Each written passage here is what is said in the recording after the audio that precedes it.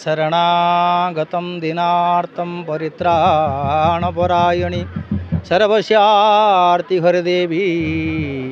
मा वैष्णवी देवी नमस्तुते मा नारायणी नमस्तुते। अद्य चलीथिबा आज की पूर्वा पुरुषरू माँ भगवती अच्छी ये गुंफा मध्य माँ विराजित अच्छा ये माघ मास श्रीपंचमी दिन जे कि तांकर प्रतिष्ठा पंचक करा जायथिला। ये हूँ प्रथम नवरात्र बासंतिक नवरात्र। आज होती प्रथम पूजा जलयात्रा थिला अंकुरोपण गतकाली यात्रा थिला।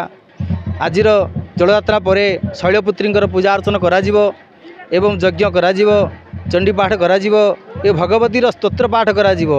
आजिर कार्यक्रम या 9 दिन धरी चलीथिबा 9 दिन धरी चलिबा पई मध्य ये भगवतीर इच्छा भगवतीर कृपा ये भगवती द्वारा संसार परिचालित होता है। ये भगवती होती कहीं आद्याशक्ति महाकाली महालक्ष्मी महासरस्वती तेणु ये भगवतीर पीठ पवित्र पीठ तेणु ये पवित्र पीठरे समस्ते आम यज्ञ अर्चना करुछु।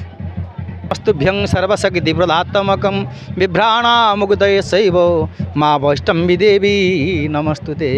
वैष्णवी देवी पीठर चली 9 दिन यात्रा आज प्रथम कलश यात्रा पर वर्तमान सूर्य पूजा कराजिवो शाला पूजा कराजिवो गो पूजा कराजिवो एवं यज्ञ यज्ञ आवरण कराजिवो एवं अग्निस्थापन कराजिवो।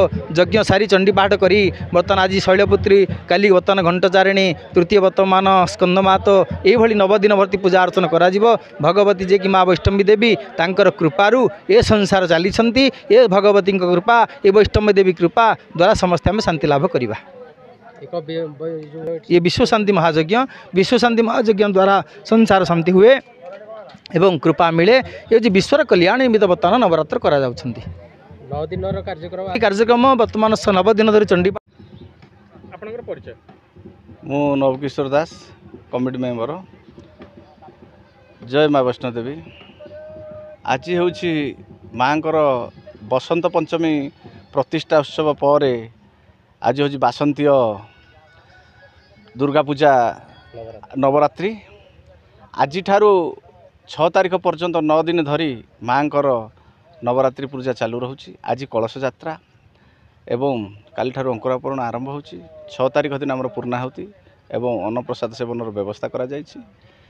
एठारे लक्ष लक्ष लोक कि भाव में आसी माँ कृपा लाभ करेंगे से व्यवस्था करा जायछि एवं पार्किंग व्यवस्था करा जायछि। प्रशासन आमको सहयोग करुछि। समस्त भक्त माने शांति श्रृंखला दर्शन करेंगे केउं भली भाव में पानीर व्यवस्था होइछि एवं दही सरबतर व्यवस्था होइछि टंक तोरणर व्यवस्था होइछि। मेडिकल विभाग भी से माने आसिक पहुँची जिवे तांकर भी व्यवस्था करा जायछि। समस्त भक्त आनंद उल्लासर सहित माँ बसंतीय दुर्गा पूजा रे नवरात्रि रे सामिल होई माँ आशीष लाभ करेंगे एवं आज ठारू प्राय 9 दिन पर्यंत जो चलिबो माँ कार्यक्रम लक्षाधिक लोक ओडिशारू आसिबे तापे आमे व्यवस्था करा जाइछु।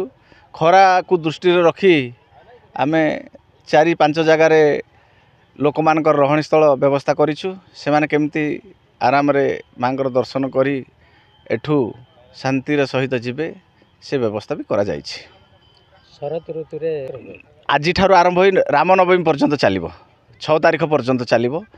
यही जो नवरात्रि 9 दिन धरी आमर एटा हूँ प्रथम प्रतिष्ठा उत्सव पर माँ एटा हूँ प्रथम अनुष्ठान प्रथम करी एठी यज्ञ महोत्सव आरंभ हो जाउछि एवं आगामी दिन रे यही 9 दिन धरी केमिति आमे शांति श्रृंखलार सहित भक्त मानकु आनी आसीबा पाइका व्यवस्था करा जायछि। समस्तकर व्यवस्था आपण मानकर सहयोग भी रही। आपण मान निश्चित भाव में ओडिशार कोण अनुकोण रे पहुँचे पारिबे। समस्त भक्त आसंतु आमे स्वागत करुछु। शांति श्रृंखला आपनकर परिचय। मो ना हूँ विजय कुमार प्रधान माँ वैष्णो देवी कमिटी संपादक।